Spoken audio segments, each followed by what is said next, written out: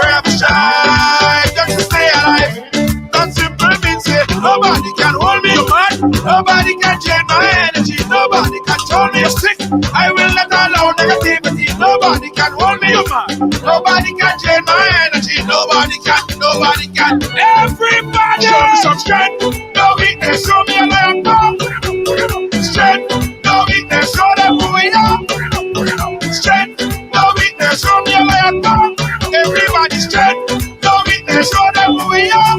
And when you roll, your enemies they must tremble. Your enemies they must tremble. Yo, and when you roll,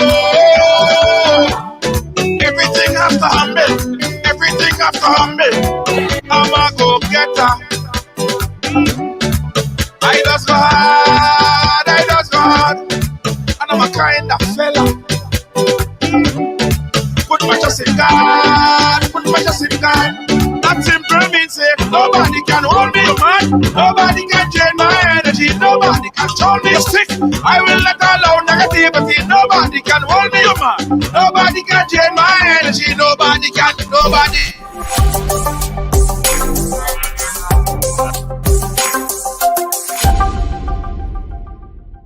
David Williams Funeral Service serve you with dignity and compassion as you mourn. Every day, we embark on the journey of life, and one day, the journey will end. It's on that day that you can entrust the celebration of life of your loved ones to David Williams Funeral Service. Call 718-291-3823. Be firm in this time, son. You gotta be strong in this time, son. I'm a survivor.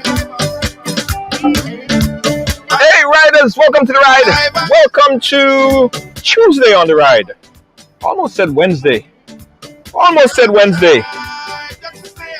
Wednesday's tomorrow. How is everybody doing, guys? How is everybody doing? First up, we see Lydia James. How you doing, Lydia James? Big up yourself. Hello to you. Velma Gill, how you doing? Johnson and Johnson. Johnson. Okay. Peter Joseph, how you doing? Big up yourself. Thank you so much. I share. As you come in, just share the program and say I share. Winston, sorry. How you doing, Winston? Guys, we have a very interesting program lined up for you, right? It's gonna might go a little bit over time. I just want to take in front because we have this conversation. Actually, we were trying to have this conversation a while back, but we didn't quite put it together. And the person that we're going to be speaking with, the lawyer that we're going to be speaking with, she's in high demand, but she always makes time for us. This is not her first time on the ride. You guys saw her before. And she's always very accessible from St. Vincent and the Grenadines. Known as probably one of the #1 lawyers in St. Vincent and the Grenadines. Ms. Kay Bacchus is here with us, and we're going to talk about this incident that have really plagued. It's been so publicized, heavily publicized on mediums in St. Vincent and the Grenadines. In fact, around the world. So we're going to talk about it. So much stuff. Yeah, and that's the lady right here. Let me show you quickly my guest, Kay. She's right there. She's gonna be. She's in high demand, but she always makes time for us. We gotta say thank you so much for that. Yeah, I want everybody to tag someone, a friend or family member in St. Vincent and the Grenadines, or anywhere for that matter, and then share the program and put it on a page. Let me do that as well. Put it on my page. Salisha, how you doing? Big up yourself. Thanks for joining. Let me share my page once. Yes. Michelle, how you doing? Big up yourself. Thank you so much.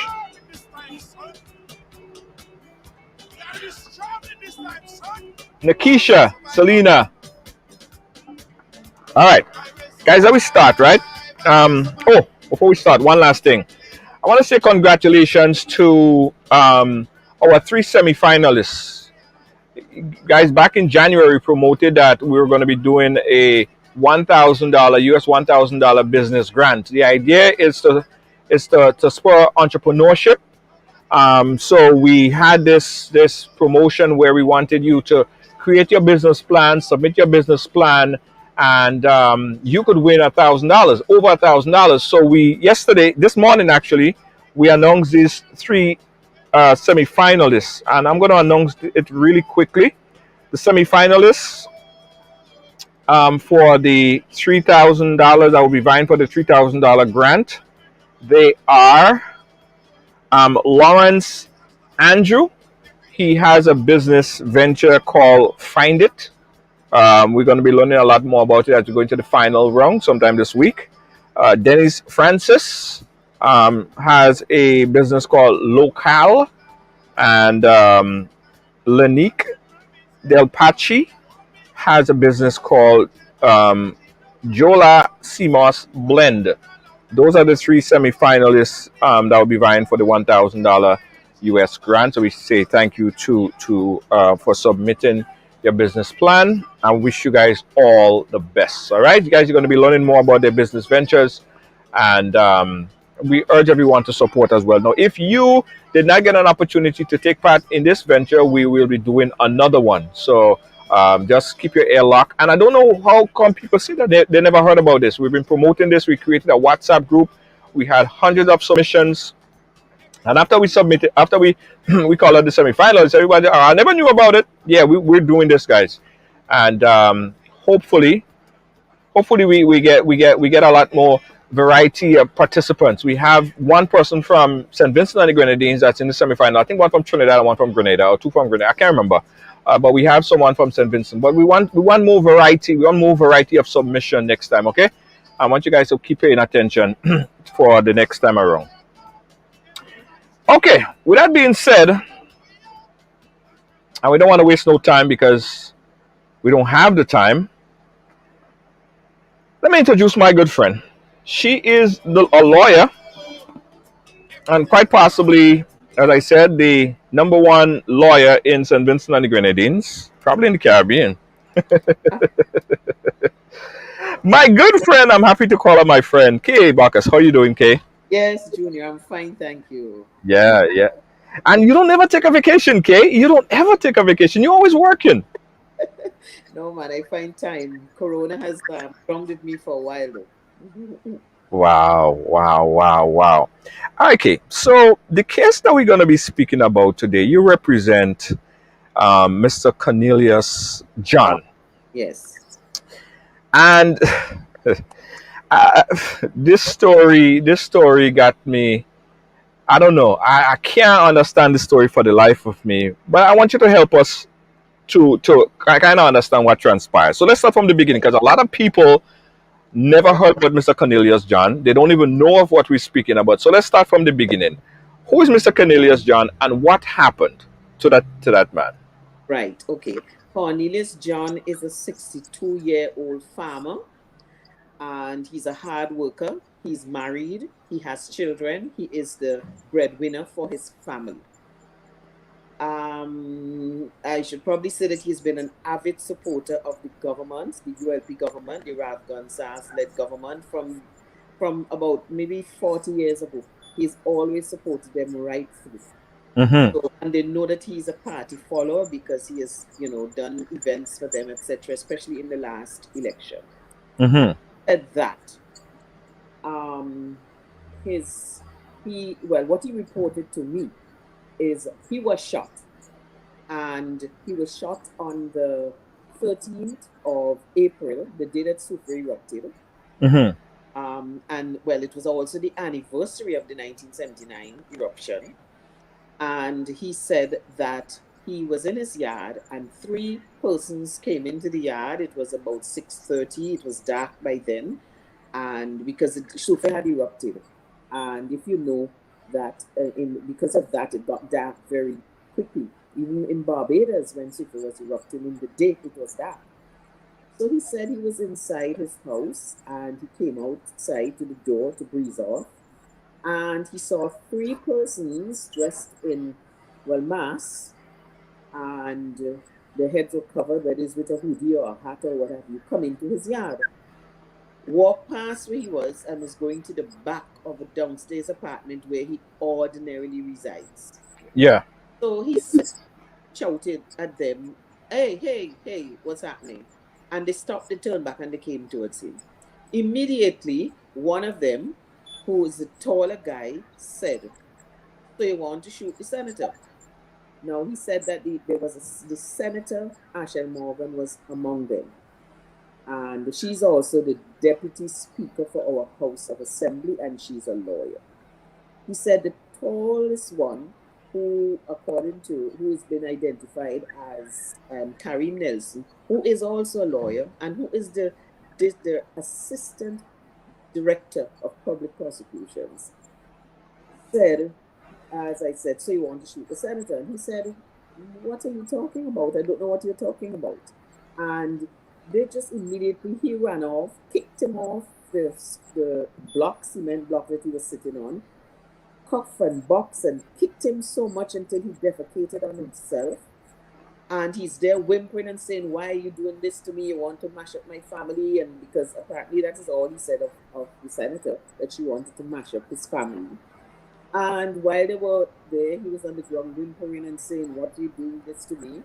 The taller gentleman, there were three of them, remember, two guys and the lady, pulled his gun, cranked it, held on to his leg, and exploded the bullet, bam, into his leg, breaking it, and left him there on the ground. But before they went, the senator pulled her gun out and pushed it in his mouth and said, if you call my bad word name, I am going to effing kill you. And the three of them left him there on the ground to bleed. I must say, though, that he said the third gentleman, the third man, tried to stop them when he recognized how far they were going. You know, after he kicked him and he punched him, when he realized a gun was coming into play, he tried to stop them and say it ain't called for all of this. But nevertheless, the bullet aimed very well and broke the man's leg below the knee, left him on the ground to bleed, and the three of them went away. He said that neighbors came and assisted him. There was a neighbor who is part of a law enforcement agency, and that neighbor came and assisted him, and he was taken to the hospital where he spent about a week or two.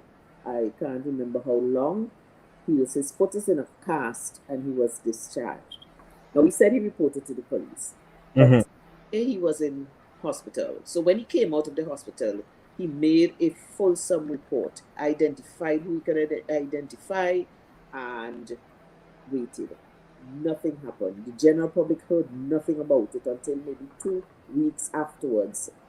Persons started speaking about it, but they were very tight-lipped because nobody could believe that a senator, a lawyer, and a deputy speaker of the House, and a DPP, another lawyer, would be involved in something like that. So Right. Let's take a pin right there, Kay. I hear the story. I heard the story, yeah? But there are so many questions. First of all, did he see? They say that they had on masks. Do we know for sure that it was in fact the senator? How did he identify the persons that was alleged to have been involved in this incident? Okay, now the senator does not live very far from him. He said he knows her since she was a child. He looked at her grow up. He knows her well. He says, I know how she walks, I know her size, I know how she talks, I know her very well. So he was able to identify her despite the fact that she was wearing a mask. But this is a mask, a COVID mask. Not that her or anything were covered, just her mouth. So he was able to identify her. There was never a doubt in his mind. Senator. But the Prime Minister came on the radio and admitted that the senator called him immediately after the incident and told him about it. He said nothing apparently. And if somehow it did not leak to the press and persons started asking questions, you might have heard nothing at all further. So she was able to identify the attacker. her the female attacker. He was not very sure about the tall male attacker because he didn't know him very well. But the commissioner of police, when the talk began going around, identified and admitted that he, Harry Nelson, was a person of interest. And then when the Prime Minister went on the radio, he confirmed it. Now, you might find that very strange, but my interpretation of that is that the person who they are really interested in shielding, and I say that from the point of view of the ULP government, seems to be the senator, because she was appointed by Rav Gonsalves, newly appointed in November or December last year to be a senator and also deputy speaker of the House. Mm-hmm. So she's like his little blue-eyed girl, and he wants to shield her. And because everybody knew from the identification, the very, very cogent identification of Mr. John, it appears that to take some of the heat off of her, the other person was disclosed, that the other Right. person could have been, or they say a person of interest was the deputy director of public prosecution. Yeah. So, Okay. Why the senator? Are we talking about a senator who is well known, who is would be easily identified? Why would a senator be involved in something like this? well, Based on the investigation that you've been following. you know, I I guess you have to be living in St. Vincent to understand what we are under. The threat to our democracy, the threat to our rule of law, the threat to the administration of justice. There are some persons who they call family. They're part of the ULP family and like they could do no wrong. And I believe that this girl considered that if she did something wrong, all she had to do was call Papa, explain to Papa, and she would be protected. It came to my mind that I believe being young and feeling you're powerful and a firearm does that to you. Some persons should not get these firearms. You feel you have a firearm and you want to exercise your authority. I don't know what else to say. Why she thought that she should trespass onto the man's property, brandish a gun, bring persons, and get away with it. What I can tell you is that immediately when the Prime Minister came on the radio, he had a startling speech or startling comments, which I thought were very ill advised, very reckless. He more or less attempted to say, or most persons who listened to him got that impression, he was trying to say that it was self-defense, that there was some violence against women, and they went there to defend a woman. Well, the only woman could have been the man's wife, because you said there was this talk at well, I don't know if I actually mentioned that the wife of over how many years, 17 years or 30 years, a very long time they've been married, big children, Mm-hmm. something years. She had been going around or going out with Ashel and coming in very late, and Well, when you say going out with Ashel, what do you mean? they'd been going out together, going according to him to visit the shelters, but coming in very late. And he was saying that she was disrespecting him, and that as he put it, she didn't even know this girl for that length of time to be disrespecting his family like that, coming in these hours. Now I must say that they're not living in the same house. They live next to one another because he has about 2 or 3 houses, maybe 2 houses in the area. He makes blocks too, and so he works very hard. But they have a relationship still. They work together, and so apparently he had upbraided the wife about going out and coming in so late with the senator. And I don't, from my instructions, he never spoke to the senator about it. He spoke to his wife about it.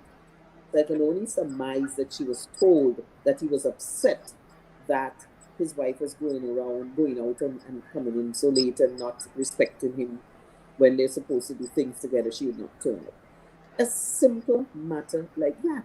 It's not, no, that's why people are befuddled to understand why this has happened. because it doesn't really make much sense. It was not enough for someone to decide to come with three persons to his yard and shake him up.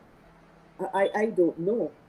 I don't know what could have been the reason for thinking that you could do something like that and get away with it.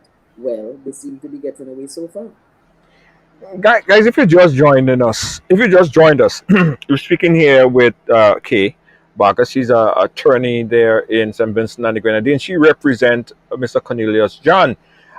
She just explained it to us that Mr. Cornelius John was at his home, um, and he was attacked by four individuals, Three. three individuals. Sorry, one of two of whom is somehow identified, and there's somehow one person that nobody knows or nobody could tell who it was. The third person, and one of the person who allegedly or a part of this whole thing is a senator, right? And I don't. I don't understand. I don't get it. Did they have a fallout? Did they have a fight before? Did they have problem with Mr. John before? Any issues before? Was Mr. John holding some information for them? Like I don't understand that, Kay. And this is what's mind boggling here. Well, you see, that's why they try to make it appear that Mr. John was probably, when I say they, from what the Prime Minister said, the explanation that was apparently the public might have gone away with is that they came to defend the woman, his wife. Right. But the wife herself was interviewed by a reporter, and who told them that no, she had no altercation with her husband that day, and she was not even present when those three attackers came into his yard. So that put the end to that story that they went there to defend the wife. Okay, we have a clip. We have a clip where Mr. John is speaking. Let's get his own word take on what transpired on this particular day. Check. This is Mr. John's explanation. Can you tell us in brief what happened on that day? And that day, I was at least it was dark. 6:30. That time it was dark. I was sitting on my porch. I was coming out of the house when I saw three persons enter on my property. They was heading for the back of my property. I holler, hello, because hello. When I say hello, they turn back. One of them said, Mr. John. I said, good evening, sir. Then he said, you want to kill the senator? I said, what you talking about? And then I was at the black sitting at that time. A black sitting near to some columns. So I said, what you talking about? Then after that I said, leave my family alone. I am an old man. I need my wife to support me in my business. You have family? Let them go around with you to support you. Leave my wife alone. As I said that, one the guy was here behind my back, and the tall one was three of them. A guy, a lady, two guys, one lady. The shorter guy went behind my back and he stand there. Then he tapped my shoulder, he said, relax. As he said relax, the tall one run off and he kicked me off the blocks. I fell behind at the side, and then he began to kick me all over, kick and stamp, belly, foot, chest, head, till I defecate myself. After kicking me, he pulled his gun. When he pulled his gun, the other guy said, don't call for all of that, you don't have to do that. You don't call for all of that. Then he cranked the gun, and he pulled my foot, and he aimed and shoot me in my foot with the gun. Then the other guy said, chooks. He chooked his teeth and he began to leave the yard. Then the other two, the lady come across by the step in front and point a gun in my face and say, if you call my name with the F word, I will shoot you in the mouth. I said, look, my mouth, you could shoot me in it one time. Then the two of them leave because the other one already left, and they run go up the road. That was it. Who attended, who assisted you after All right. the That was a piece from the press conference day yesterday. Kay, with all of this happening, did they have any eyewitness? Yes, there was an eyewitness. Um, she heard the shooting. She was a neighbor, and she was attempting to call the police, and she actually came, and she's the one who bandaged his foot, went inside and helped him to bandage his foot, and assisted him to get him to the into the transport to get to the police station. Now, this eyewitness, even though the police knew about her that very night, because some policemen came on the spot and they're the ones who took up the bullet, mark where it was, took some pictures, though apparently unofficially. And so they knew about her. And they never took a statement from her until about a week ago. After I wrote the commissioner a letter asking him why is he not investigating it, and when would he take a statement from the eyewitness. So it took them about 4 weeks in St. Vincent and the Grenadines to take a statement from someone who was present, who was an eyewitness more or less at the time when the incident happened. Apparently, I can only say is that they were not interested in properly investigating, and so they did not take a statement until pushed to do so from the eyewitness. But nevertheless, they have done nothing. These people were not even detained one day. No detention, no arrest, no charges. It is unbelievable that this can happen in a state that is supposed to be a democratic society in St. Vincent and the Grenadines. They even had a demonstration outside of Parliament. The leader of the opposition said that this woman should not be in Parliament until the matter is properly investigated and done away with. The Speaker threw the leader of the opposition out of the House and allowed this senator to remain. Yes. There was no arrest. Did they even question the senator to date? As far as I understand, there has been no detention, no formal questioning. Because that's one of the things that I asked for in my letter to the Commissioner of Police. When are they going to arrest? When are they going to at least detain and question and take a witness, take a statement from them? In fact, what they wanted to do was to charge my client. Because when he came out, and I must say, this is a criminal matter, and he should not have to have a lawyer. He should not have to come to me and pay me money to represent him, to see justice in a criminal matter. That is the egregious part about it. That this man has to pay a private lawyer to do what the DPP and the Commissioner of Police are being paid to do by the citizens of St. Vincent and the Grenadines. It is wrong.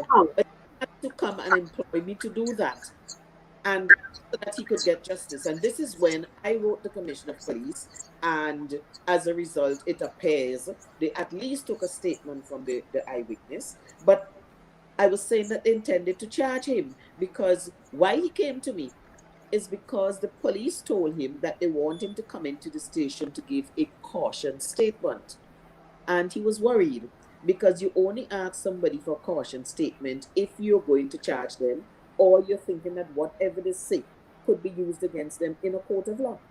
So he came for my advice, and I said to him, you are not going there by yourself to give any caution statement. In fact, if you're going, I will be coming with you, and you would not be giving a caution statement. You'd be giving a witness statement, because you've done nothing. Well, since I've been representing him, we haven't heard a word about this caution statement again. They have not come for him, they haven't called him, they haven't contacted him. That seemed to have died a natural death. If he did not get representation, he might have been the one charged for something. Who knows what? It is just unbelievable that this is happening in St. Vincent and the Grenadines, and a lot of people across the board, regardless of politics, because this is not a political issue. This is an issue about human rights and about justice for all persons. So I don't know where it is going to end, because the persons charged with bringing criminal charges would be the Commissioner of Police and the DPP, and they're all tied up in it. The Commissioner of Police worked with the other alleged perpetrator, which is Carrie Nelson. They both worked in the DPP's office. DPP, before he became commissioner, he came straight from the DPP's office to be commissioner. It is obvious he cannot investigate this matter.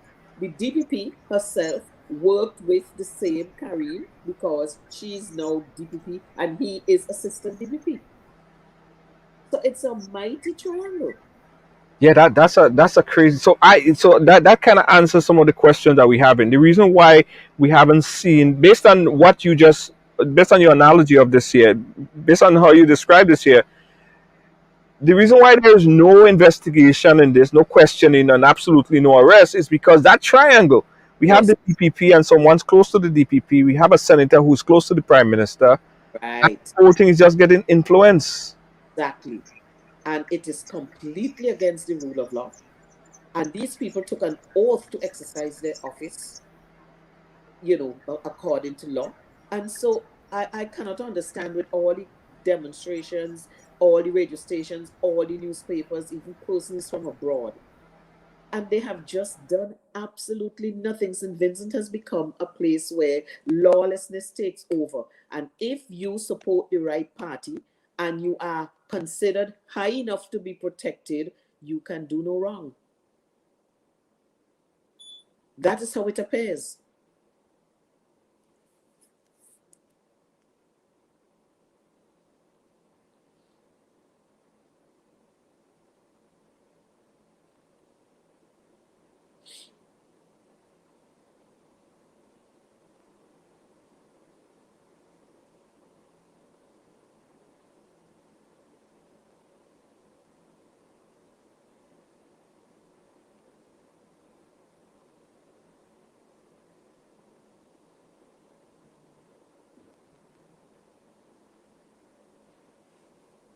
Are you back?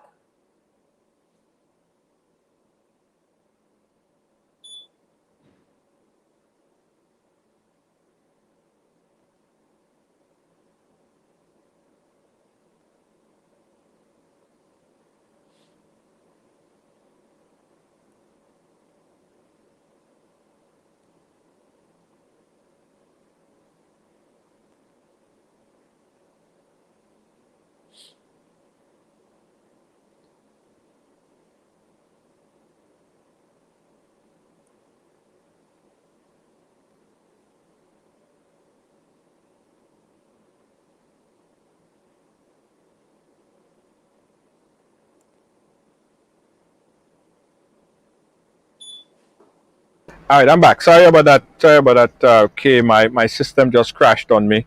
Oh, But I'm back right now, guys. Let me just fix one little issue that I'm having here. We'll be right back. Let's take a quick break. Give me 2 seconds, and we'll be right back. Don't move.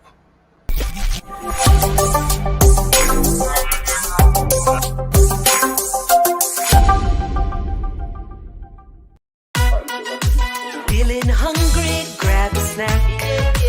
Caribbean food delight. Jamaican patties, light and flaky. Caribbean food delight. Taste the difference. Caribbean food delight. Grab a patty, take a bite. Caribbean food delight. Quick and easy, grab a patty, take a bite. Caribbean food delight. Oh yeah. As again, we're back and we're speaking here with the lawyer representing Sir Cornelius John in this outrageous miscarriage of justice. What is happening right now in St. Vincent and the Grenadines in regards to the shooting incident? Now, we heard it from him. We heard it from Skay as well. This man was shot in his leg, and at this point, it's been up to about 5 weeks or so. There have been no investigation, absolutely no arrests, and it doesn't seem like anything is going to change because of the political triangle that is being alleged to be taking place right now. And Kay, what would it take to see a change in this case? Are you pressing against? I mean, who could you press against? Because we have the DPP not investigating. What next? well, that's the point. The person who is in charge of criminal investigations, according to our constitution, is the Director of Public Prosecutions. I have written her also. It's a lady. I have written her. She has not even answered the letter. You're getting a letter from a very senior practitioner, actually someone who is more senior than her. I'm far more senior than her. She's a just come. She has not even answered the letter. Same thing with Colin John. Colin John is junior to me in terms of his experience. He is the Commissioner of Police. I have written him. He has not even answered me. I also wrote the Prime Minister. All the letter was copied to all two of them. Written the Commissioner of Police, copied to the Prime Minister. And neither of them have answered. I mean, it is unbelievable. I think it will take a serious public outcry. The public themselves have to say, this is enough. This can happen to any one of us. And we are not going to allow it to happen. That lady should not be permitted to sit in Parliament. Parliament is coming up in June. I believe they might postpone it because they would not know how to deal with it. They may postpone the Parliament in June rather than have another incident where the people demonstrated. And you know what the police did? They locked the gates to the Parliament. That is the courtyard, so that persons could not even get near to the Parliament gate. Locked it, put up barriers for them to stay outside, and then brought a whole squad of policemen to throw the leader of the opposition because he raised it out of the house. The policeman, the commissioner of police, was on the scene dressed in army fatigues. Wow. He was there. The superintendent of prisons, who should have nothing at all to do with it, turned up in Parliament when they were not allowing me. I'm a past senator, I'm a past member of Parliament. Didn't want me to come upstairs. I could not come upstairs. I could not stay there. But the superintendent of prisons, who had nothing to do with it, dressed in his army fatigue, was in Parliament getting ready to throw the leader of the opposition down the stairs, which they did before. It's not the first time they did that. They literally threw him down the stairs already for standing up for people, standing up for justice. St. Vincent has gone beyond recall. And all people must recognize that this is a very, very serious issue. Not because that he is a ULP supporter who supported the Prime Minister all along, because it should not have to come to that. Anyone who is maliciously attacked in their own yard and shot, he could have bled to death. Or the gun could have misfired somewhere else and he could have been shot there on the spot. Mm-hmm. And you will tell me that the powers that be will not even detain for a minute the alleged victims. What is more, they have been hiding the third person. They will not release who the third person is. They know who the person is. I'm sure the Commissioner of Police and the Prime Minister know who the third person is, but they will not reveal it. I think because he tried to withdraw from the common design. He tried to withdraw so that they're fearful that his evidence will not help them at all if persons know and interview him. It will be the end of them, because this is someone who came with them. So they are hiding who the third person is. Of course, we have had some good inklings as to who it might be, but it is the duty of the Commissioner of Police to tell the citizens of St. Vincent who it is. They have been reporting crime for years. There's a column where they say who's arrested, what they're arrested for, who they have taken up, who's detained. Not a single note about this wicked, heinous shooting. Nothing from the police. There was some report that Mr. John took a sum of money to basically let the case just slide. Could you confirm or deny if that information is accurate? Well, Mr. John himself, in that same press conference that you played a while ago, denied it categorically. I think it was a malicious rumor started by persons who have an interest to deactivate the citizens who are getting involved and who want to see justice. If you go around and tell the citizens that, okay, the man took money and the thing is settled, then they would cool out. That, I think, was the purpose behind that rumor.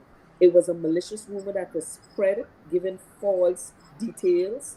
And however, since Mr. John has opened his mouth in front of a camera and absolutely denied it, in fact, Mr. John went so far as saying that this issue is bigger than me. It is not just about me.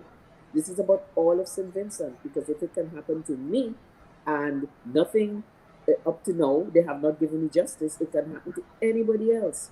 And so he said that he's a man of God and he will never sink his principles to accepting money to cover up something like this. Has anyone, Ashel or anyone at all that's alleged, have they spoken to the press, spoken to the media? Have they said anything at all? Because I would like to probably get in contact with them to hear their side of the story. Are they talking? Press has tried, but there's not been a word said. There's not been a word said. In fact, if the Prime Minister did not open his mouth and say that Ashel called him after, then we would not have known that she actually called the Prime Minister after the incident. So it's just a case where nobody's saying nothing. They're just gonna sit by and let this hopefully die down until everybody stop talking about it. That's the whole idea. They're hoping, but that is not going to happen. Because these people are public servants, very, very high profile public servants. And there are other steps that will be taken. I am not going to say here now what the other step we are going to take, or I am contemplating as a legal attorney, as a person representing Mr. John. But other steps will be taken because we're not going to let them just think that this will die a natural death. It will not. It will not. And there are persons who are adamant that it will not. There are many persons who are adamant that it will not. Yeah, yeah. Someone posted something there, and it just crossed my mind. Right? What if all of this was a setup?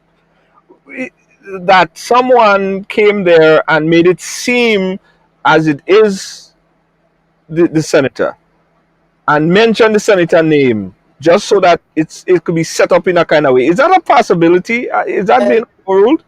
Stupid possibility because the senator is the one who called the Prime Minister, according to the Prime Minister, and said that she was there according to her and gave him her story.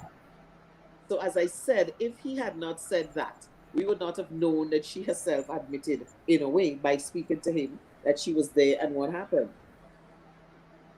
Yeah. This is crazy. That something like that could be happening. You just can't get. Go ahead.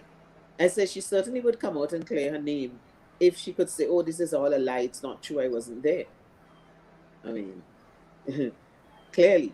But there are persons who, when the three of them came down, they stopped at a certain place. They spoke to persons, So it's difficult to say that they were not there. Very, very difficult to say that. Yeah, yeah. How is Mr. John doing at present? How is his leg? His leg is coming along a bit, still hobbling about. He has to take transport to go where he wants to go. The leg is still in a cast. But he is a very confident man, and because he's a hard-working farmer, he feels that he's hoping that his leg will heal perfectly. I mean, at his age and so forth, it could very well be that he may never regain his agility that he had before, but it's early for that. And there's another concerning matter in this case, which I haven't even mentioned before to the press. I think it's the first time I'm mentioning this. Mr. John came to me about 3 weeks after the incident. That's about 2 weeks ago. About 2 weeks ago. I immediately told him to go to the hospital and get his medical report from the hospital. That's a normal thing to do. And to date, he has not been able to get his medical report. He has his brother who has been acting for him, who has been there several times. The brother is getting frustrated and wondering what has become of his medical report. They're still going to continue going for it, but the General Hospital, let's hope that they're not part of the enlarging triangle, have not been able yet to give the man his medical report. We will be following that story up to see what happens. Wait, you telling me that they're not giving him the medical report? That's right. They're not releasing that to him? They have not done so yet, despite several requests. Him saying, "Look, I have the money, I'm ready to pay for it." He has not been able to get his medical report.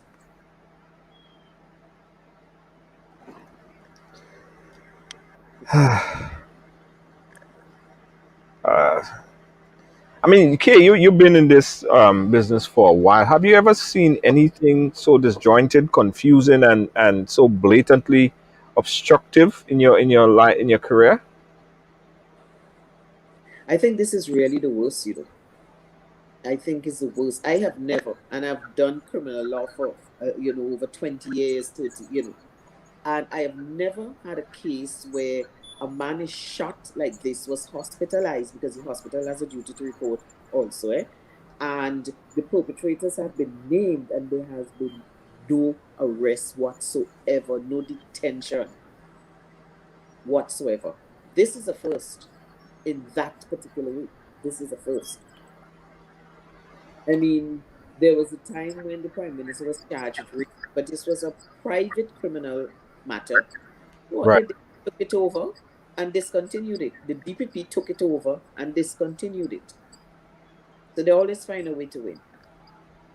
He was charged with rape, he was charged with indecent assault, different persons, and then DPP took over the matter, the private criminal matter, and discontinued it, discharged the Prime Minister more or less. So he never faced trial.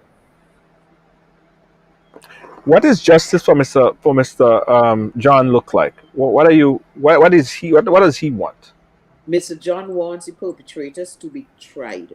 They must be charged. They must go to a court of law. They have a right to their defense. They have a right to a lawyer. They're innocent until proven guilty. But they must go through what any other perpetrator who did something like that go through. Let the system work. No one is above the law. Mr. John just wants his justice. His justice means that these people who have him crippled right now because he cannot walk around, they should face the normal channels of the law. Nothing more, nothing less. Currently, Mr. John is still nursing a gunshot wound to his leg, still in cast, and he's limping. I saw an interview with him. He's strong. He speaks strong, but he's severely injured. Yes. And Not this is the part of it. Can you imagine night in your yard you are shot and left on the ground in your private home by persons who think they're above the law?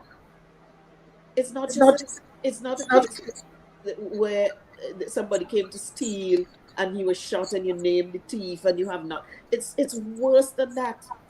These people left where they were, came to his yard, attacked him, trespassed, criminally assaulted him, shot him, grievous bodily harm, and nothing. I don't know if there could be a case much worse than this, because your home is supposed to be your castle. This is where you're supposed to be safe, most safe.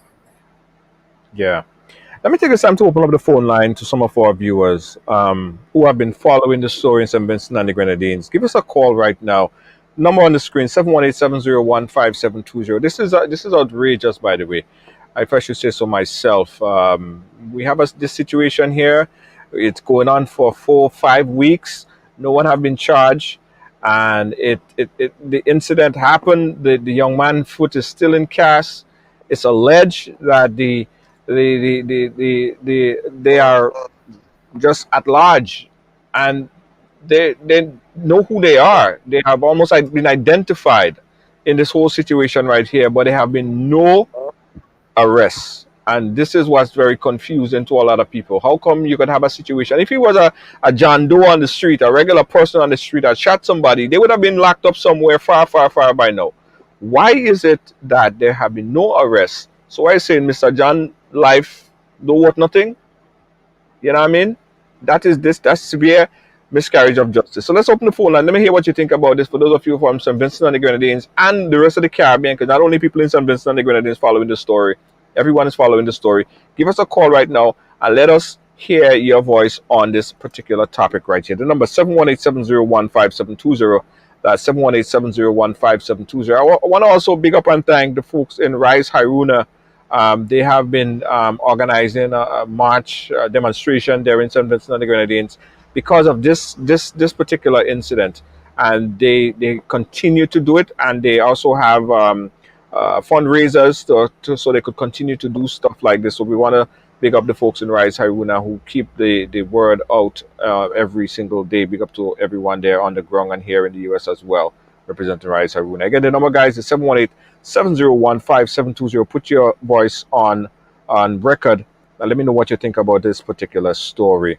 Let's just take one other quick break and then we come back to the phone line 718-701-5720.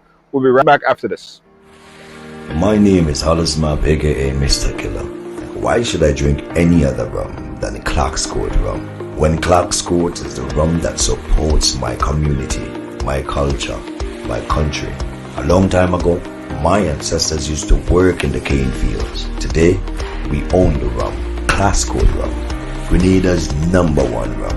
But my people, if you drink, don't drive. When you drink responsibly. And if you're under 18, don't drink at all. Clark's Court rum, Grenada's #1 rum.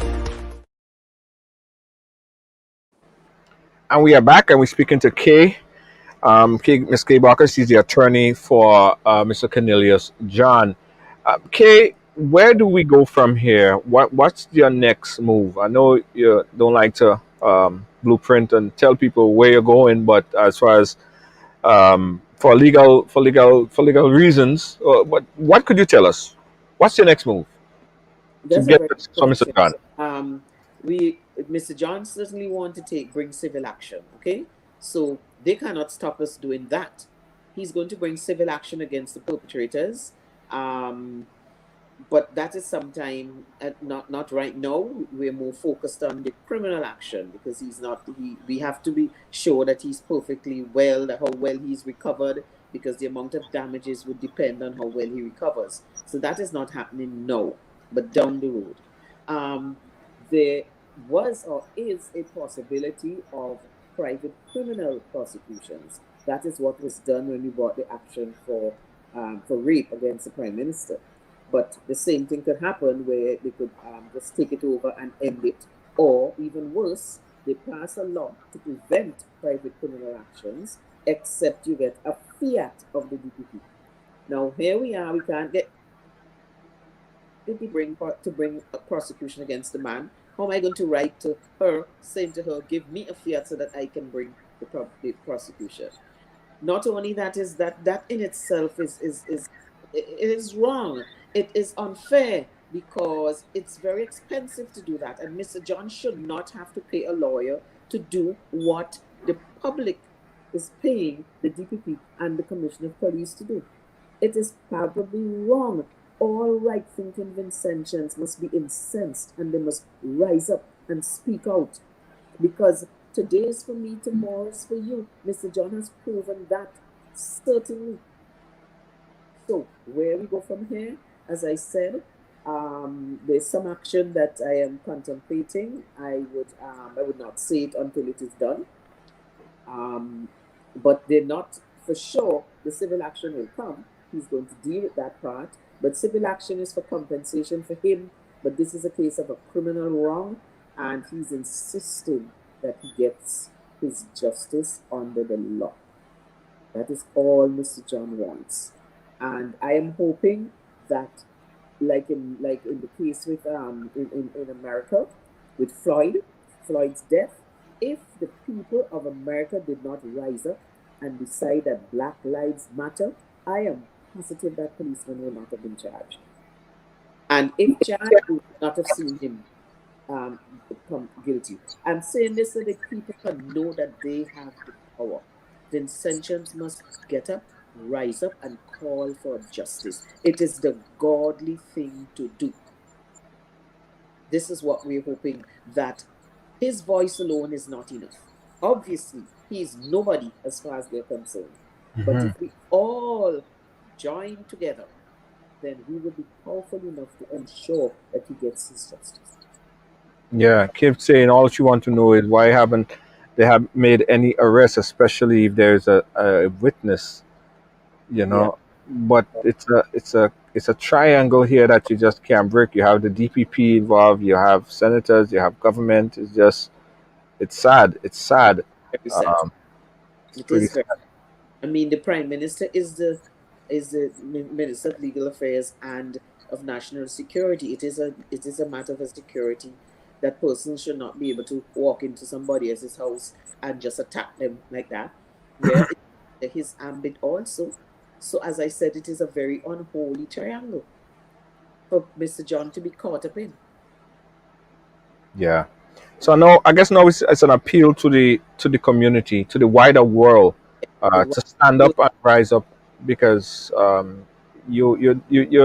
put you up against a brick wall, and justice. It look as if, well, they don't want justice to prevail, but I join forces with UK to get answers to this. I personally need to understand this. Why is it not taking the regular, normal route as it would normally do? A Joe Blow on the street, shoot somebody, he end up in jail. Why can't we have the normal process of justice? Nobody's above the law. Nobody is That above the law. a very terrifying thing for Vincentians to contemplate, that this can happen and no arrest, despite protests, despite name calling. I mean, it is just mind boggling that this can happen. And I get angry when I think about it, because we should be living in a just society. And when persons can think that they are above the law, what next? Yeah. What do you want to say to Vincentians far and wide, K, that's watching right now? I want all Vincentians to feel the pain, the distress, the fear, and the hopelessness that Mr. John is feeling.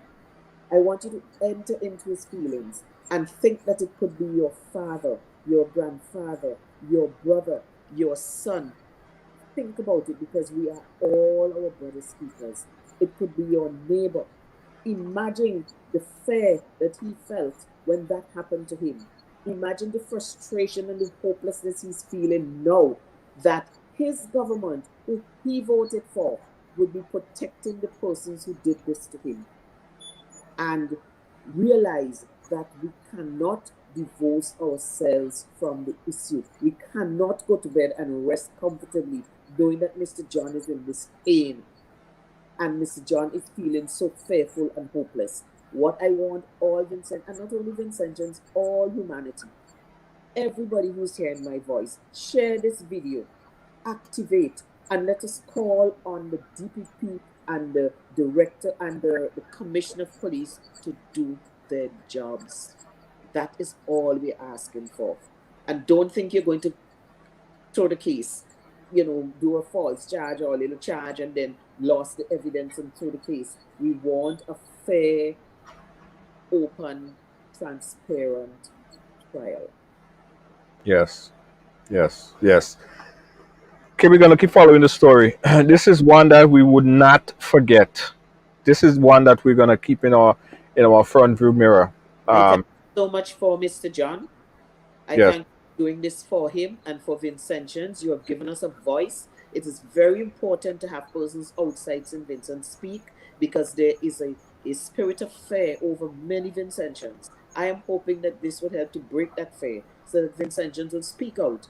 And I want you to come out and support Rise Hiruna when they plan their next demonstration and they plan their fundraising events. Please come out and support them, because they are a set of brave, fearless Vincentians who all they want is just equality for all and justice before the law. Yes.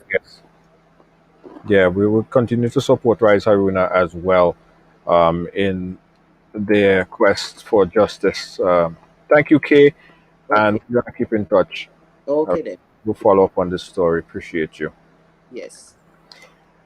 Guys, I want some of you to call in right now, right? Because this is very disturbing, and some people might say, "Well, hey, this is not in my backyard. This is not in where I live. This is not in the country that I live in." But injustice anywhere is injustice. Injustice anywhere is injustice everywhere. So we all have to be in solidarity for what happened here. So I want to open the phone lines again. Let me do it right now. 718-701-5720. me open it right now. I want you guys to call in because we have to press on this particular case. We cannot forget it. We cannot allow this to just go push under the rug. We have to keep it in the air. We have to keep following up on the story here because this is injustice, right? From what I've heard and from what I've been following of this particular story right here, and I said it before, I'll say it again. If it was a Joe Blow down the street, if it was somebody who, somebody's son or somebody's daughter or somebody that is not in a prominent position, politics and otherwise, they would be locked up somewhere right now. Why is it that someone could shoot someone and up to now, 4 or 5 weeks going, no arrest, no charges? This should never be. I don't matter if it's in St. Vincent. I don't matter if it's in Africa. I don't matter if it's in Yugoslavia. You don't matter where it is. It's injustice. Justice anywhere, injustice everywhere. And we're not gonna sit by and just let it push under the rug like this. We're gonna continue to press on and hold the people involved accountable. Right? And Rise Haruna, again, we applaud what Rise Haruna is doing. Because as Kay said, there are a bunch of brave people on the ground in St. Vincent and the Grenadines. They're raising fund. They raised fund for the last event that was aired here on RIdealong to help people during the volcano. They're again doing this again, right? They're organizing marches, numerous protests on schedule for the coming weeks to keep this in the airwave, right? And we need to keep bubbling. We need to keep bubbling. Now, this is an open platform. This is an open platform. So we are also opening the platform for the folks who are accused. Right? We open the platform for those of who are accused to defend themselves. Caller, you live? Where are you calling us from? Yes, hi. This is Nyla John, founder of Rise Haruna. Hey, how you doing? Thanks for calling. I'm good. How are you? Yeah, thanks for having this program today. Absolutely. I think it's really important that people understand the magnitude of this situation involving a senator and a deputy DPP, along with a third person that we don't know who it is. Mm-hmm. Or we haven't identified who it is as yet. And I want people to understand that, as you said, this could happen in any country. Yes. And when there is no one that has been arrested, and brought forward, that's where we have a problem. Rule of law must apply in every single nation. Mm-hmm. And currently, that's not what's happening in St. Vincent. And so that's a major concern. Because if this was a guy on the street, maybe a snow cone vendor or a popcorn vendor or a fisherman or a farmer, he would be arrested, right? Yeah. He would be arrested and he would be brought either to the police station in Kingstown, and he might have been held for a number of days.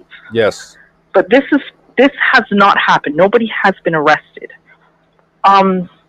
And Vincentians need to understand that it could be them next. Yeah. So we have Mr. John. It could be Mr. Williams next, Mr. Edwards next, even Mrs. Mm-hmm. And so we need to stand up. Vincentians need to understand that they need to stand up for their rights. They need to stand up for the rights that God gave them. And they should fear no man. And Rise Haruna is here to support every single citizen in St. Vincent and the Grenadines. And we are here to support you to stand up for justice. Mm-hmm. We must demand justice in that nation. And we are not going to let this die. We're not letting it go under the carpet. We're keeping it alive until an arrest is made and they are brought before the court. Mm-hmm. And I really commend you, Junior, for having Kay on your program and for being concerned about this situation You being a Grenadian, we thank you. You're a neighbor to the island of St. Vincent. And I'm asking everybody, when you support Rise Haruna, you support justice in your nation. You support change in your nation. Yes. And this can't continue. Thank you so much. So I am just endorsing what Kay has said, and I thank you so much for having this program. No problem. Thank you. Thank you so much. Caller, you live? I am live. Yeah, thank you. How are you? I'm good. How are you doing, sir? Sorry, I didn't get that. Yeah, you're live on RIdealong. Oh yes. Thank you for taking my call. I'm actually listening to you in the UK. Oh, okay. Yes. What's your My name is Britton Horn. Okay. I am not. I would like to identify myself. Okay, no problem. And I've been following this story. Mm-hmm. And I just listened to Kay speaking to you in relation to what has happened to Cornelius John in St. Vincent and the Grenadines. Yes. I am a Vincentian. I follow events that happen there regularly. Yes. Now, what has happened in St. Vincent and the Grenadines, one has to see it as a trend that has been taking place in St. Vincent and the Grenadines over time. Now, I describe that as the undermining and the erosion of the rule of law in St. Vincent and the Grenadines. Mm-hmm. This hasn't just started 5 weeks ago. This has started many years ago. In fact, more than a decade ago. Mm-hmm. Now, the behavior of the police in St. Vincent and the Grenadines ought not to surprise anyone. And I'll tell you why I say that, Junior. Because there was a piece of legislation on the law books in St. Vincent and the Grenadines called the Police and Criminal Evidence Act. Right. Now, and it is usually referred to as PACE, P-A-C-E. Mm-hmm. Now, PACE was a piece of legislation in St. Vincent. It was introduced in the UK, in the English legal system, in the first place. Right. But it was introduced to regulate the behavior of the police during investigations. Now, PACE was abolished from the law books in St. Vincent and the Grenadines under this government, the current government. Right. And what we are seeing happening in St. Vincent and the Grenadines now is a manifestation of why PACE was abolished from the law book. Because it appears as if the police in St. Vincent and the Grenadines are just acting carte blanche in terms of investigation. Yes. Now, when one listens to what Kay has just said, Kay Bacchus Batiste, and I must confess that she's a colleague of mine. I am in the legal profession as well. I'm a defense barrister in England and Wales in the system here. Okay. So I can tell you that I am familiar with PACE and I know the purpose of it. But over and above PACE, any right-thinking Vincentian, as a matter of fact, no right-thinking Vincentian should sit back in silence, whether you be from the legal profession or from whatever profession or no profession at all. Mm-hmm. No right-thinking Vincentian ought to sit back and allow what's happening in St. Vincent and the Grenadines to continue to happen. You cannot have one measure of justice for the people who are well connected to a political party or otherwise, and right. another measure of justice for the ordinary people and others in St. Vincent and the Grenadines. There ought to be equal rights and justice for everyone, not just a selective few. So I have listened to this interview tonight. I've heard Mr. John previously. I've heard Kay previously. I've heard others previously. And I commend Nyla John, who I just heard speaking as well. Yes. In relation to Rise Haruna. And I endorse everything that's said in terms of supporting Rise Haruna. And I commend you, Junior, for taking up this issue, because this is an issue which Vincentians in particular, I mean, you quite rightly said earlier, Junior, this is not just a Vincentian issue. It's a Caribbean issue. Yes. It's a worldwide issue, because injustice anywhere is injustice everywhere. Right. So I commend you for taking up the issue, but I particularly call on Vincentians not to sit back and allow this to happen. I'll end by saying a quote from one of my favorite writers called Ella Wheeler Wilcox. And this is what she said. To sin by silence when one should protest makes cowards out of men. I am calling on Vincentians not to be cowards, not to sin by silence, because this is an issue which has resounding effects throughout the legal system in St. Vincent and anywhere. Thank you. Thank you so much, caller. We appreciate your input on this topic right there. Calling from London, from England. Phone lines are open again, guys. We open it up, taking your call, 718-701-5720. We examining this particular case here and asking the question, how could something like this happen? In broad daylight, you could see, in front of everybody's eye, you have a witness. And still, at this point, 4 or 5 weeks later, we don't have anyone arrested for this particular crime. The man had been shot. The man was shot in his leg and left, like almost left to die. Right? There have been no arrests in this case. How? Where? Why could something like that ever? How could this ever happen anywhere at all? Shouldn't happen at all. And we shouldn't allow it. So this is not a Vincentian issue. This is a Caribbean issue. This is a worldwide issue. Everybody should be upset that nothing is being done at this point in time. Everybody should raise alarm bells. Everybody should ask questions. Everybody should put the pressure on those who are in the position to answer those questions. Why is it that certain people are getting this treatment and not even called into question for this blatant act? Need to be asked. Answers need to be given. 718-701-5720. Again, that's my number. We have about a couple more minutes left before we shut it off. I see someone was calling. If you could call back, we will take 2 more calls. Again, 718-701-5720. Let's hear your voice. Let's hear your take on this story right here. Just to recap it real quick. Mr. Cornelius John, sitting in his home, he was attacked by 3 individuals, 2 of which they somehow were able to identify, although they was wearing a mask.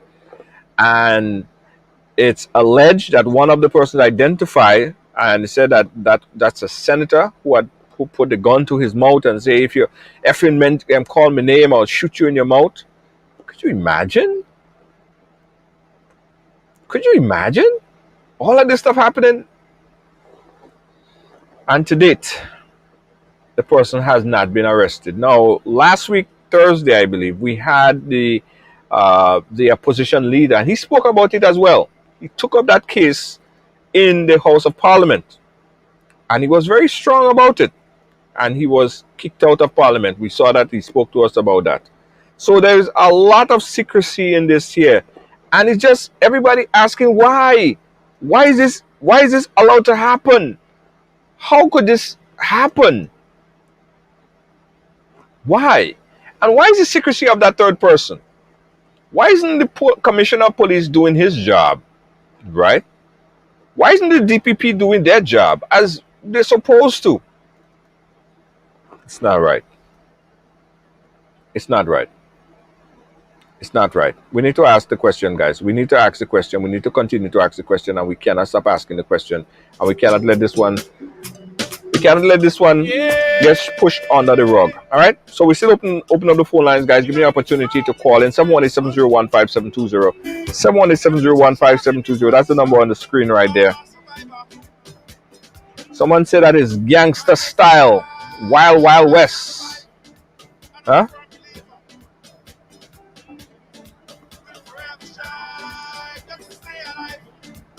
Caller, live, go right ahead. Where are you calling us from?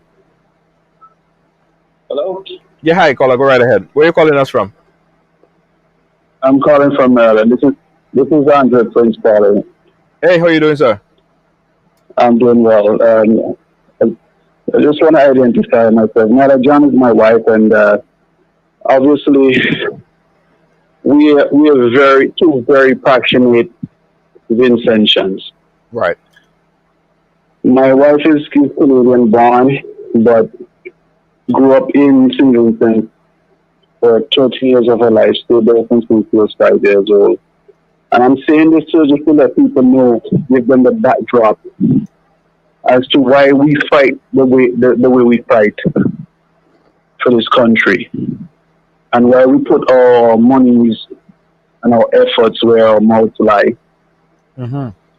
And the reason I'm saying this is because there are many other Vincentians out there just like us that need to wake up. Because, Junior, let me ask you this question. Mm-hmm. Based on what you just described to me, you said the police commissioner, the police have not made an arrest, right? Mm-hmm. Kay has done an interview with this guy, a press conference actually, and stated the evidence that he has against these people. He was able to identify the person, the senator that placed a gun in his mouth. Yes. And threatened his life, right? These are all facts. And based on that alone, the police doesn't need anything else to go out and make an arrest. True. You know, there's so much evidence out there, and the reason and the fact that there's no arrest been made, and the fact that there's only one group, which is Rise Haruna, which is really, you know, and on the out front at the fore at this point. Mm-hmm. It's very disturbing because to me, the entire island should be in an uproar. People should not be able to operate business right now in St. Vincent and the Grenadines because everybody should be in such an uproar. You understand? Yeah. Because I don't think people really understand how sick our society has become. For something like this to happen, and for there to be no arrest, nobody was brought in for questioning, nothing. And you have a guy whose life who has been that's an attempted murder. Yeah. That could have been an attempted murder, right? Yeah. What more do you need? That could have been your friend, your sister, your brother, your father, you know? And the reality is, the thing that really hurts me deeply is that there's still people out there who are still asleep. There are people out there who are still going about life as if it's business as usual in St. Vincent. Yeah. And this could never be. If your blood is not boiling right now,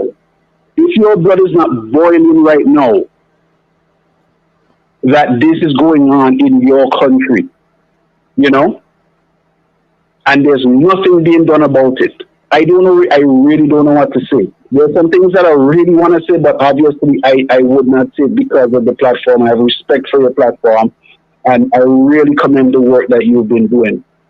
Thank you. And I really just want to send a clear, concise message to the people of St. Vincent and the Grenadines.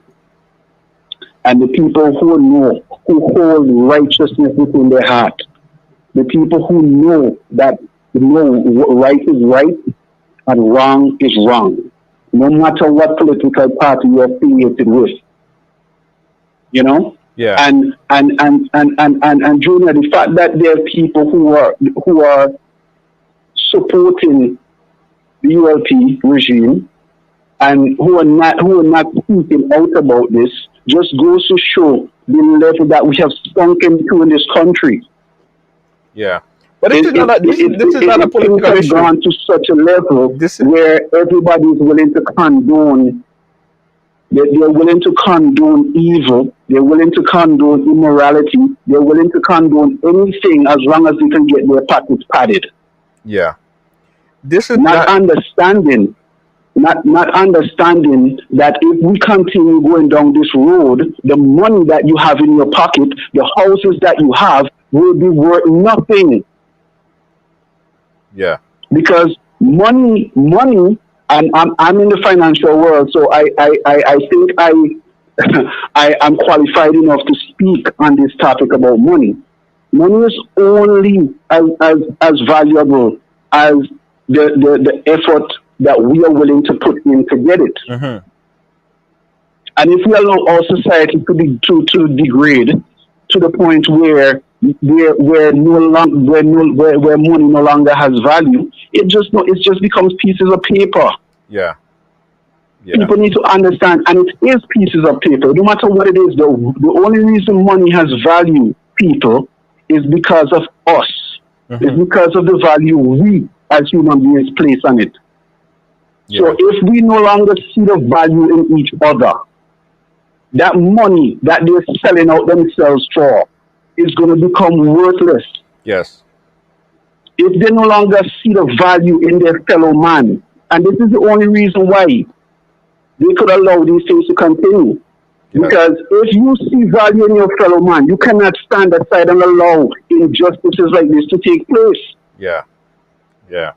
Especially if you're a father, you're a husband, you're any right-thinking person. Any person that have blood flowing through their vein. And you said something there that's very important, which I wanna echo. This is not a political issue. This should never be a political issue.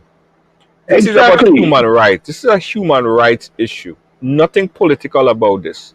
Seeking answers and seeking justice is not political, because it could have been your brother, your sister, or somebody else. And we would be here fighting because it is injustice. Someone do something that goes against the morale, is inhumane, will fight for you. And to make it worse, Mr. John is a supporter of the ruling party.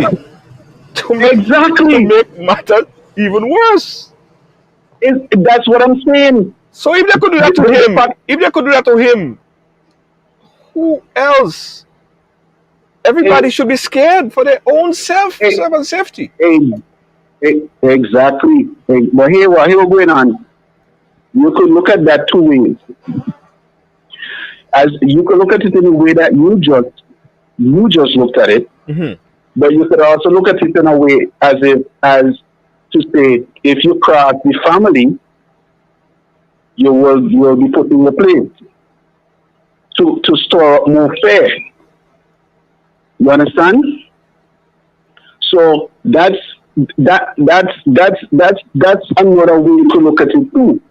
So the reality of it is, though, if we continue to go down this road, there should, from my point of view, every ULP supporter should be, any right-thinking ULP supporter should be out in the street. There should be more ULP supporters in the street protesting against this issue than any other people, than any other individual in St. Vincent and Grenadines right now. True. Because you have a supporter of your party who's been shot in the leg, left for dead.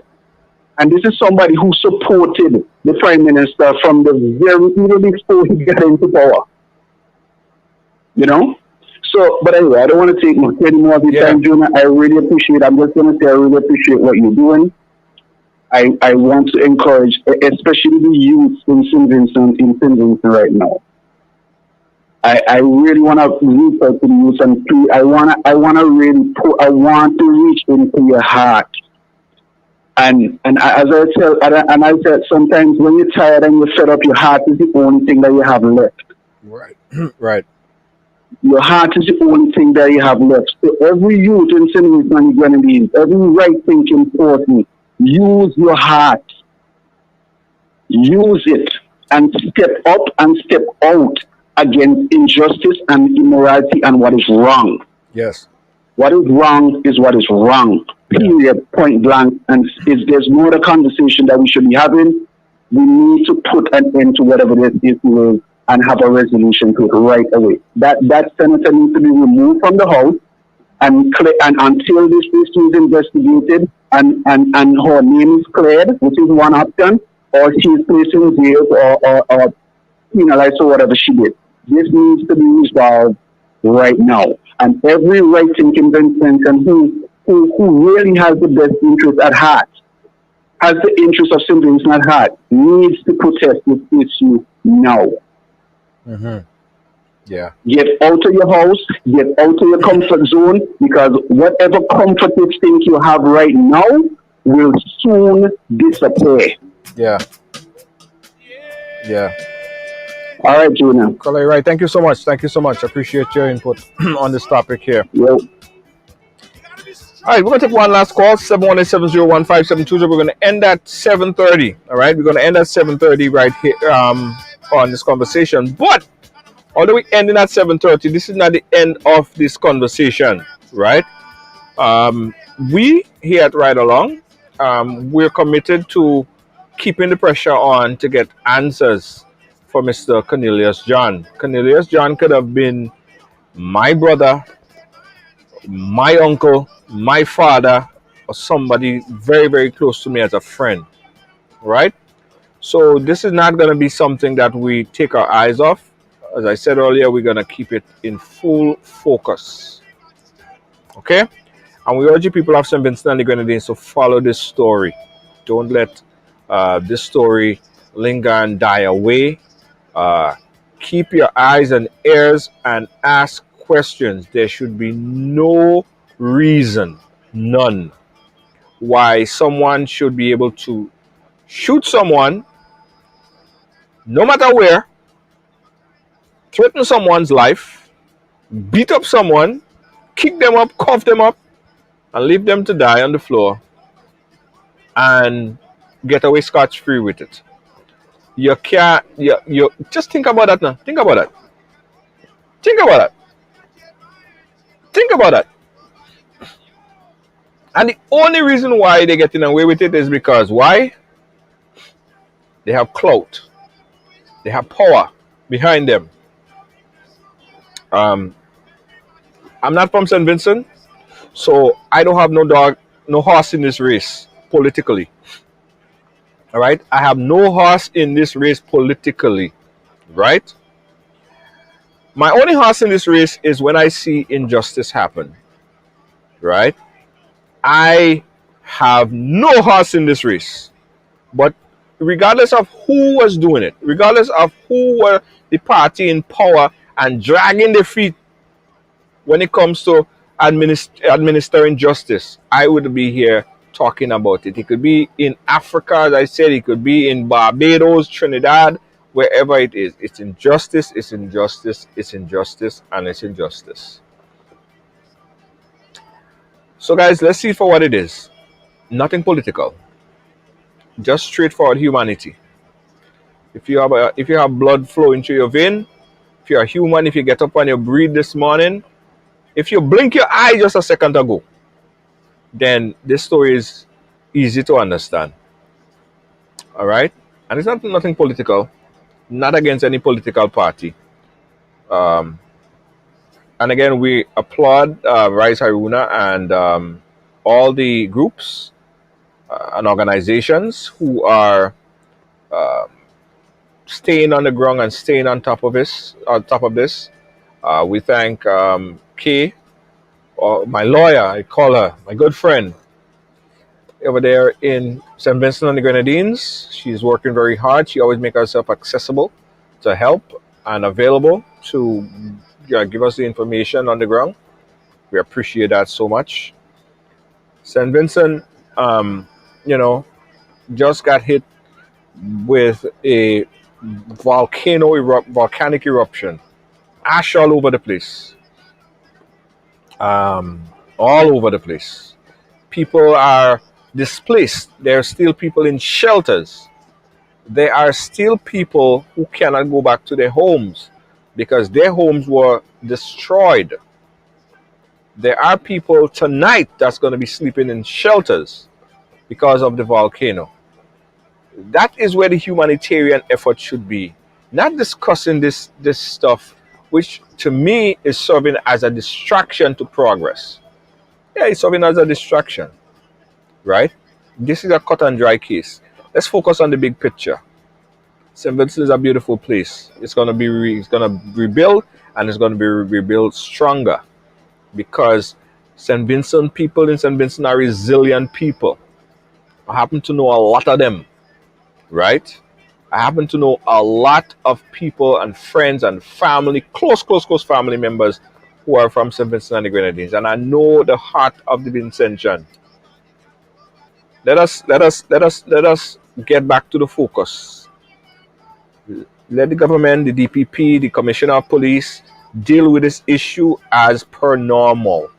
Someone do something that broke the law, arrest them, question them, do whatever you have to be do. Let the wheels of justice turn. Keep the oil like the oil in the engine stop when there are people who are in position. But as soon as somebody, a Joe Blow on the street, the wheels of justice turn quick. Let this just turn, man. Let's focus. Let's get back to focus on the big thing. Let's rebuild stronger. COVID-19 is a big issue in St. Vincent and the Grenadines as well. And people in St. Vincent and the Grenadines are frightful for their safety, right? Let's see how we could focus on that now. Fix that situation. Yeah? It's a double whammy. Let's not get distracted by this. So we call on the powers that be in St. Vincent and the Grenadines. Let the wheels of justice turn. Let the wheels of justice turn. And don't stick a wedge in the wheels of justice to prevent it from turning, because it's someone that's in a position of power. Should not be happening. No one is above the law. No one. No one. Not even the Prime Minister. Not even the President. Not even the President. Not even the President. Not even the Pope. No one is above the law. Thanks for watching, guys. Thanks for being a part of our programming here. And I guarantee you this. We're not going to let this story get lost in the countless amount of stories that we continue to follow here on Ride Along. We're going to continue to talk about it. We're going to continue to put the pressure. Yeah, promise you that. Thank you. See you tomorrow. Peace out. Bye-bye. Guys, also, let me just take this opportunity again to thank all the... Hey, Teresa, thank you so much. I want to take this opportunity to thank all the entrepreneurs, young entrepreneurs who submitted their application. We had one semi-finalist from St. Vincent and the Grenadines. Big up, family. We have this entrepreneur $1,000 grant, right? So that we could start thinking entrepreneurship, right?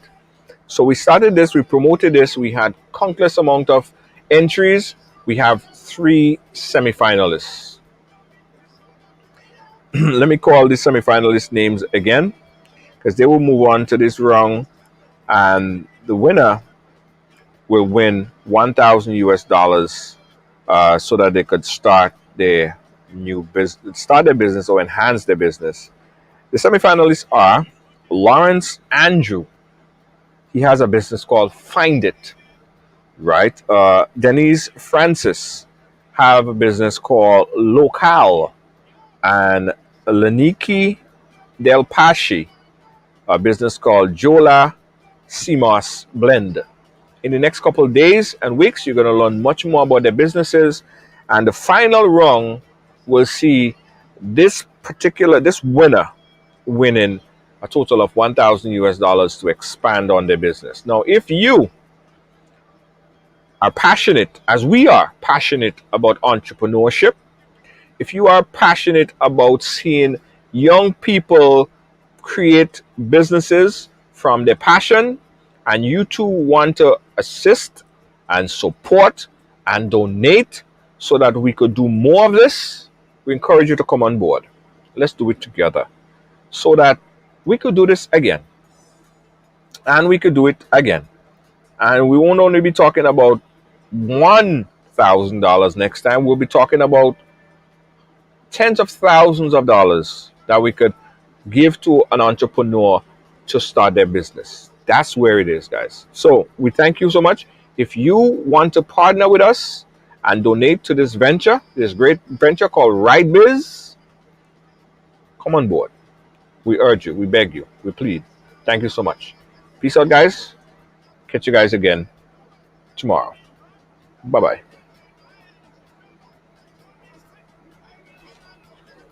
Nobody can hold me, man.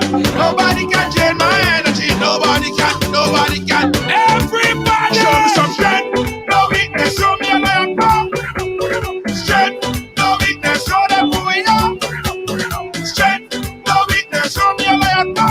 Everybody strength. Guys, also, if you're looking for a production company, video production company to do your event, private or public event, you got to give RIdealong professional video production company, RIdealong family, a call today. Give us a call. We'll take care of you.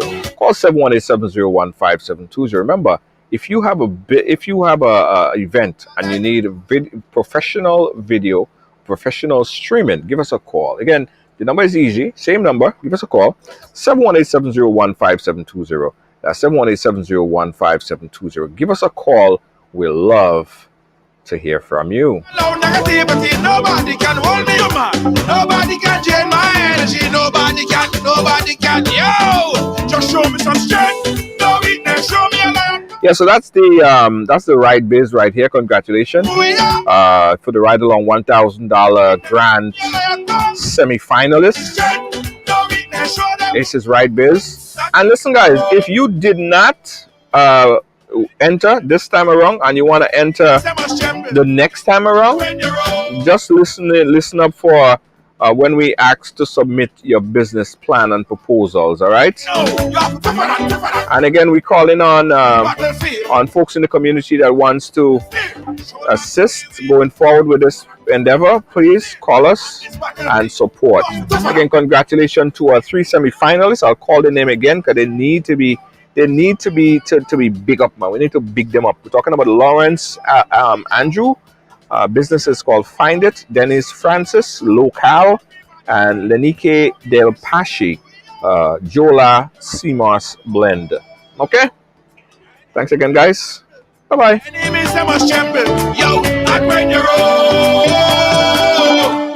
Everything has to humble.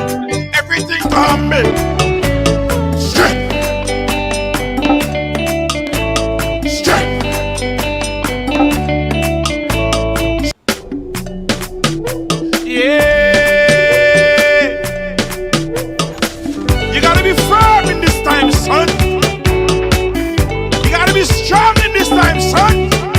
Survivor. I will survive, and I'm a firm believer.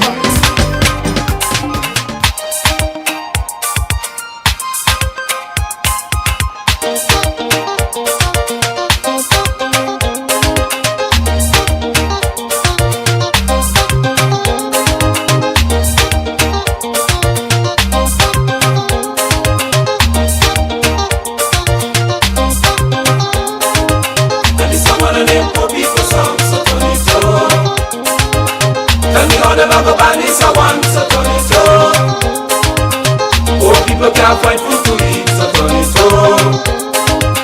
Man a dead like fall out the street, so turn it on. Turn up the music. Too long now them have the people who suffer. Too long them have village garbage in a gutter. Too long them sit down in a office and a hotter. We still a yam jive bread and yeah boy butter. Too long now we not see no they pay. Too long the boss sitting in the kitchen empty. Too long the youths them out the street hungry. Can't see no food nor no money. When me say this a one of the poor people songs, so turn it on. Turn up the music. And tell me how them a go ban this a one, then turn it on. Poor people can't find food to eat, so turn it on. Turn up the music. A man a dead like fall out the street, then turn it on.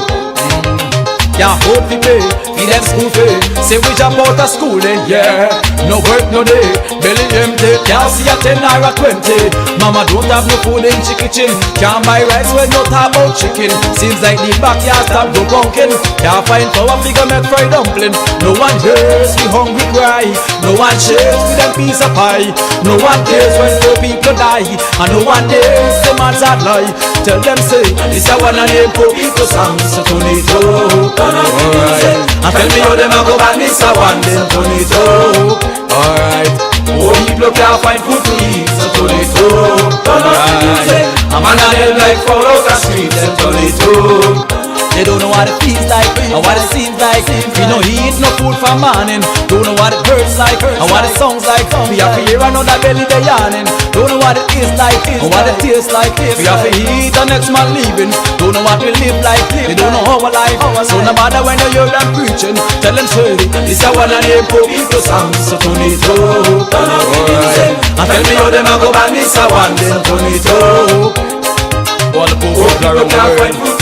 Vincent, Barbados, Trinidad, Jamaica, Ethiopia, Somalia, New York, England, wherever you live. You know, how can cost a living the head and the salary? That's right, that's right. Welcome to TD Bank, where you'll find the personalized attention you deserve and the legendary experience you expect. Let's do business. If you are a medical or dental practitioner, contact me to hear about our tailored lending solutions for residential mortgages, equipment purchases, practice-related commercial mortgages and refinance. Visit me at 500 Baychester Avenue to hear more about our full range of personal and small business banking solutions. See you soon. Come on, this is your opportunity to tap into the $7.3 trillion industry in this COVID time. Get interactive, hands-on in the Forex and crypto market. Educate yourself in this financial industry. All of this is possible right now with a multi-source income generator. This program will allow you to learn while you earn in this lucrative decentralized industry. Take advantage of this trading academy, personal development, create multi-source stream income, trading ideas in this global market, get discount travel with your own portal, bonus token backed by bitcoins, and so much more. For more information, contact Christine Alexis at 347-834-2852 or Marisha Dash at 646-529-6570. Don't miss out on this amazing opportunity of a lifetime. Call now.